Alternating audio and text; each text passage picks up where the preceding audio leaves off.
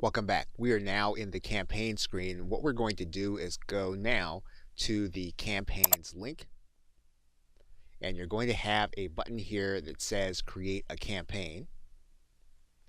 And you can either use a blank template or you can use one of the pre-existing SendGrid templates.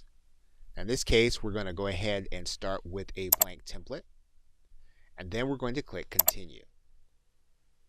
We can then go into the design editor, but if you know coding, you can use the HTML editor. In this case, we're going to go ahead and use the design editor, and we're going to click continue. Now we're going to fill in all of the campaign settings, including the campaign name, who the email is going to be from, the email subject, the pre-header, and then the categories. Now, if you want to assign your email to a specific category, you want to track what you're doing in specific ways, you can write one of these in. It's going to be internal to you. It will not be something that your client sees. We're then going to move to the recipients area. Now, if you already have segments set up, you can then use those segments. Otherwise, you can use specific lists. Now, if you hadn't done this already, you can come back to the contact list. You can then click this create segment, and you can give your segment a name. If you want to add in certain conditions, you can do that. And what this will allow you to do is this will allow you to look at your list and then only send to certain people with certain conditions.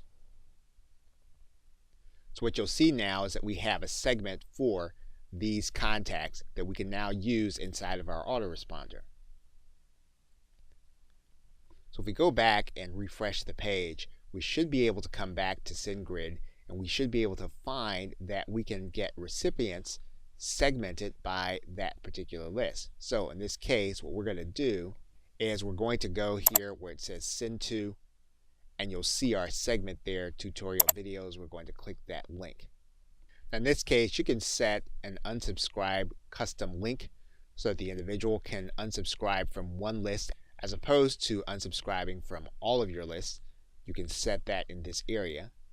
In this space, what you can do is you can set up a test email address so that you'll know whether or not your emails are actually making it. So if you want to write in a test address here, you can do that.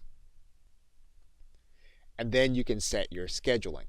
You can either send the email immediately, or you can decide to send it later if you turn off immediately, and you can give it a specific schedule. In order to build the actual content, you can click build. You can drag in a text box, and then you can begin writing your email in this area. And of course, you can add in any of the other modules that you'd like to add.